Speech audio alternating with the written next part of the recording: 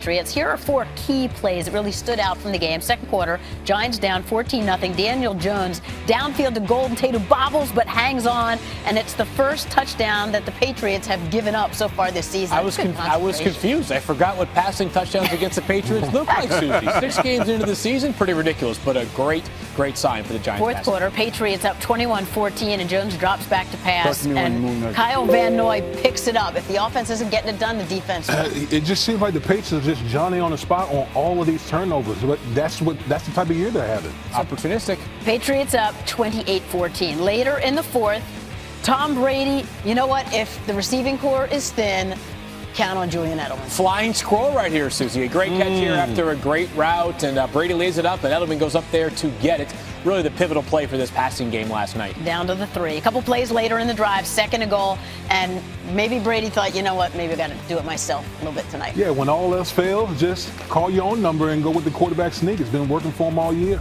He just took to Twitter. Now he wants to lead the league in rushing touchdowns. Yes. See if it happens or not. Would you bet against him? Maybe. So earlier we focused on the Patriots. Let's turn the attention to the Giants. How are you feeling about this performance if you're in that locker room? Listen, you don't want to, as a player, you don't ever want to say moral victories, but considering what the Giants had to work with going into Foxborough with the rookie quarterback against Bill Belichick, I would actually feel okay knowing that, okay, no Saquon Barkley, no Evan Engram, Sterling, Shepard. Like, they had a plethora of guys down, and that game was close in the fourth quarter. Yeah. It was fun to watch. You know, if I'm the Giants, I'm thinking to myself, okay, we did okay considering the circumstances. What'd you learn? There are those that say that 90% of the game is played between the ears for quarterbacks. And think about Daniel Jones last night. First of all, the confidence is built by becoming the only quarterback that has a touchdown pass against the Patriots so far this season. Think about the looks he saw last night. It wasn't necessarily the kitchen sink from the Patriots, but to face a Bill Belichick-led defense is to face perhaps as tough a task as you'll see just from a looks, scheme diversity, the variety of packages you'll see on defense, how deep the Patriots are. There's a lot to be learned from the mental side last night for Daniel Jones. Again, to Damien's point, it's not necessarily a moral victory, but there is some growth to be had from last night's defeat. Adam, do you agree with that? That some encouraging moments, at least for the Giants? Susie, it felt like they were in the game for most of the game. I know that it's amazing the Patriots win by 21, and people think they see the score and looks like a blowout, a one-sided game, but it wasn't. The Giants legitimately were in that game and had a chance to do the unthinkable, and they had the chance to do the unthinkable without these key missing parts. So moving forward, Saquon Barkley probably going to be back the next game. I don't know that Sterling Shepard will. I think Evan Engram will be. Wayne Gallman might be. So they're going to be getting some reinforcements here. And this is a team that Daniel Jones really has brought some life and energy to where people can watch them and think this team feels like it's on its way. It didn't feel that way earlier in the year, but it certainly does right now watching them. And I thought they gave the Patriots last night about all New England could handle at home. That's not a spot that road teams usually excel in. And for a little while there, it looked like the Giants had a legitimate chance to win that game. And the Giants get to rest up a little bit, and then they'll see the Cardinals. So, looking up. As the Friday edition of NFL Live rolls on, it's our Sunday showcase, Texans at Chiefs, featuring 2 of the game's youngest and most dynamic quarterbacks. This is our territory.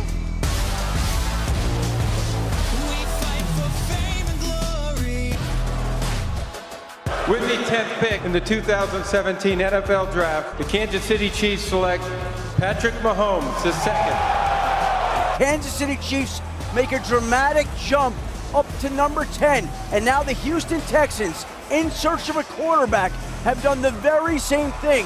The Houston Texans select Deshaun Watson.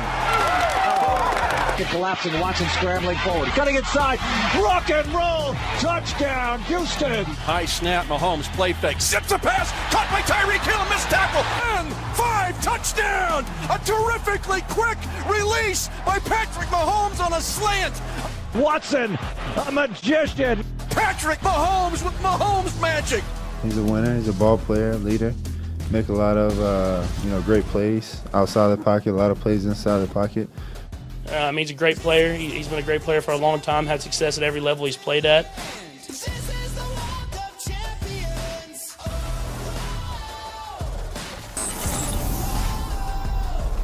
Few quarterbacks have started their careers better than the two meeting at Arrowhead on Sunday. Patrick Mahomes and Deshaun Watson each rank in the top 5 for most passing touchdowns through a player's first 30 games, and neither of them has even played 30 yet.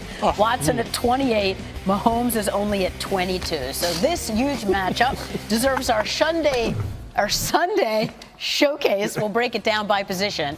And as we do it in sort of a take-your-pick style, remember, this is not about a career. It's just about this game. But it is kind of cool that it's the first time these two quarterbacks are going head-to-head. So let's start with, Damian, the quarterbacks. Who are you going to take here? You made a key point. Not career, but just this game. I'm going to go with Deshaun Watson. I'm going to go with Deshaun Watson. I think when you look at the Kansas City Chiefs, they're beat up on the offensive line. We saw that Patrick Mahomes a little hobbled with the lower leg injury. Deshaun Watson has DeAndre Hopkins, Will Fuller. So I think his weapons gives him a little bit of an edge in this one. Oh, man, that's crazy. It's crazy to think that that Patrick Mahomes even has any kind of competition. A note on Patrick Mahomes.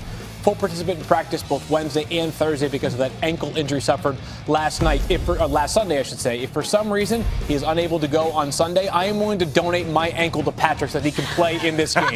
But there is no real threat of him missing the game on Sunday. Re-aggravated last week, and this is something that's been since week 1, and you can pretty much count on to be in there the rest of the season. But and teams are going to have to try to apply pressure. I know. He still finds a way to do some.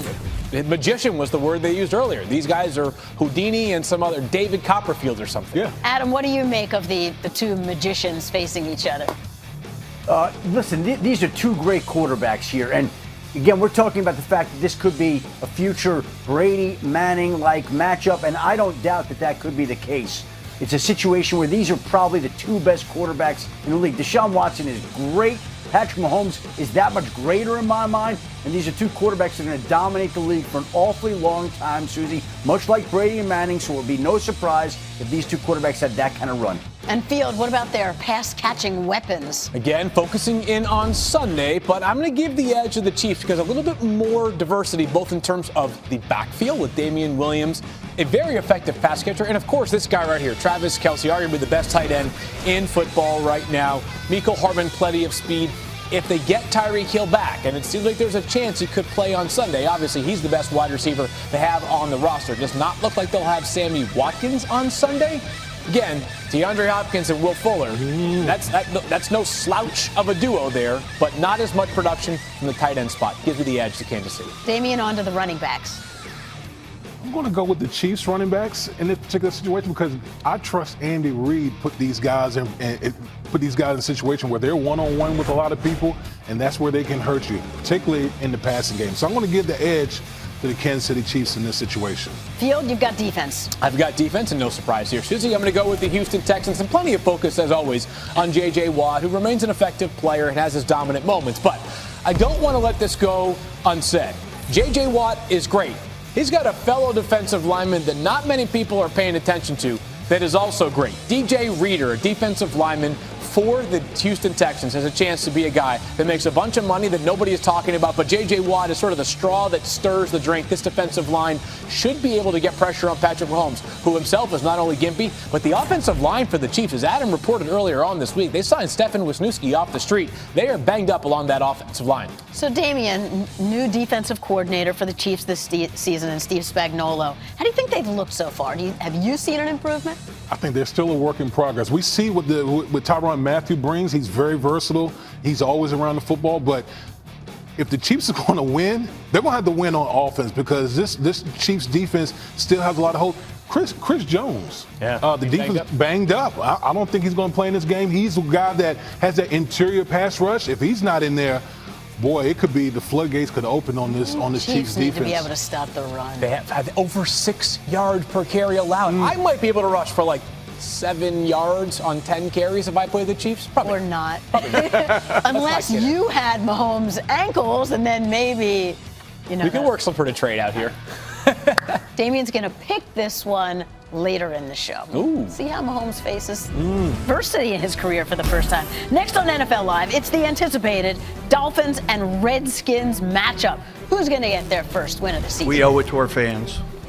our millions of fans, not just here in the great nation's capital, but across the world, the organization, the players, the coaches, and their families to do everything we can to win.